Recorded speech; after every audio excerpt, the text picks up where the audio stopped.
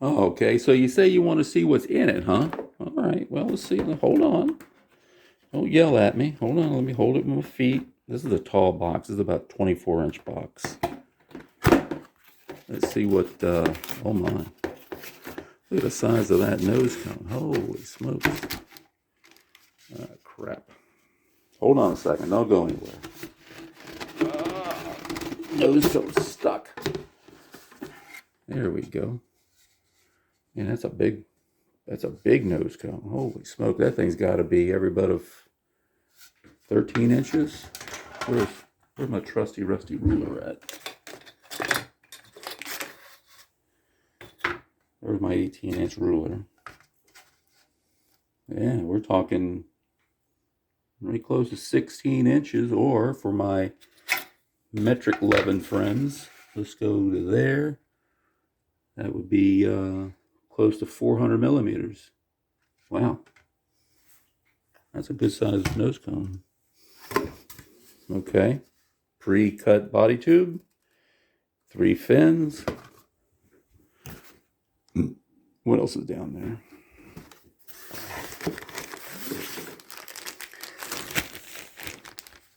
Fin pack.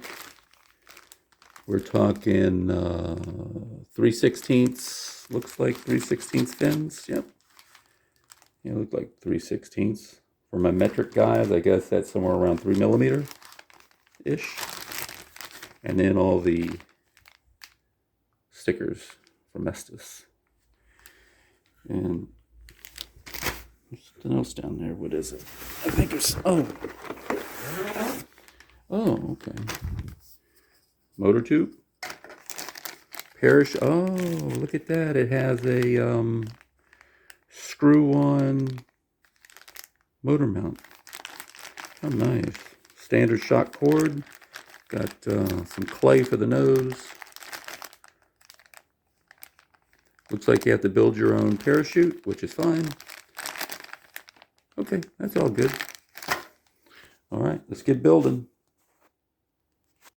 Okay, guys, read the instructions on this one because this one does take some assembly.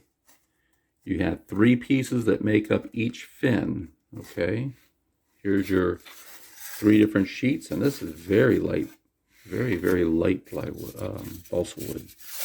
Incredibly light. And here's a diagram of how it goes. Right, there's your 3 pieces. Sand everything flat, pop them out, make sure all 3 are the same. Usually I stack them all and then sand off all of the burn from the laser cutting. And then glue them together as the diagram depicts. Round off the nose or the leading edge. And that's what you'll have is one big giant fin. Okay? So that is really the only building that you do, which for me is exciting because I love building. And then the rest is just straightforward Estes stuff. You know, marking off your engine tube, marking off your launch lug, inserting and gluing in your fins. Okay, there's your launch lug. Now this thing has a huge launch lug. It's 1/4-inch launch lug. And then here is the engine retainer. That's what that thing is called. Not an engine mount, but a retainer. This one uses a really, really heavy cardstock version of the shock cord mount.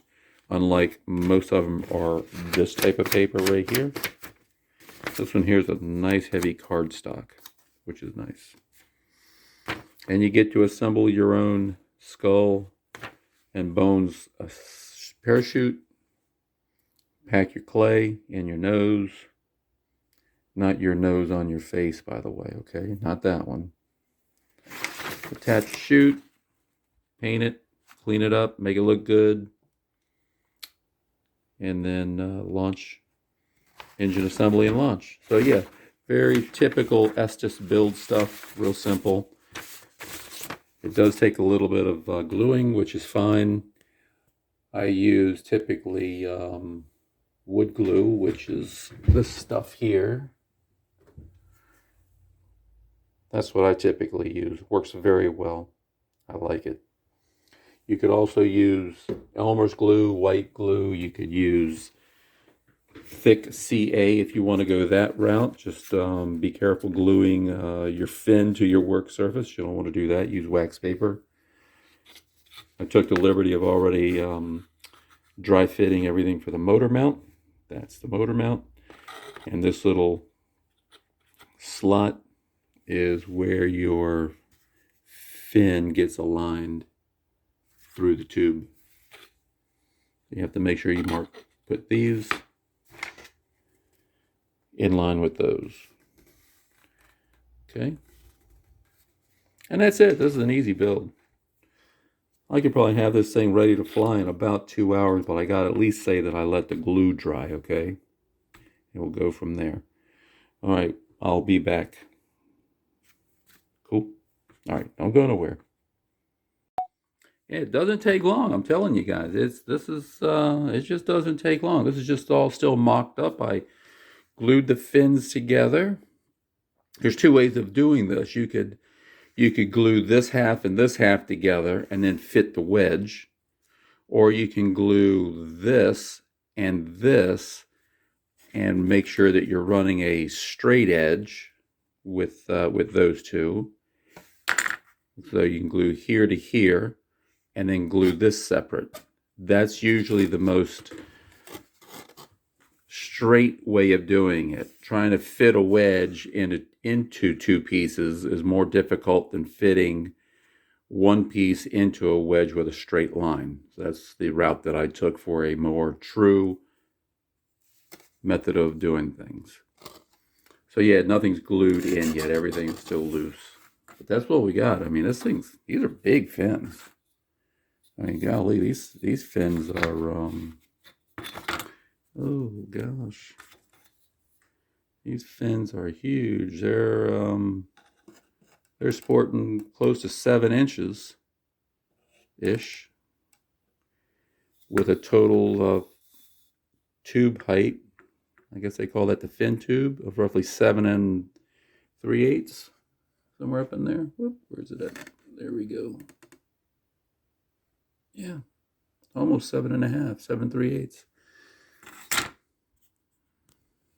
Coming together. So I did mine with CA. Okay, that's medium. It worked well. I like it. I'm going to cover these with some 100-pound tech stock and give them a little bit more weight. It's going to hide the grain, and it's going to bond all three of these together, both sides. And what I will do is draw a line here, and that's where the cardstock will end.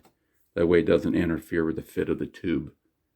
I did not fit this with the tube yet, so for all I know, I might have a little loosey-loosey in the tube slot, so I might be able just to run the card all the way in. We'll find out here in a little bit. I got to find some heavy cardstock paper or heavy tech stock paper. If I really wanted, no, I can't cut the box open. That's a thought, though. All right, don't go nowhere.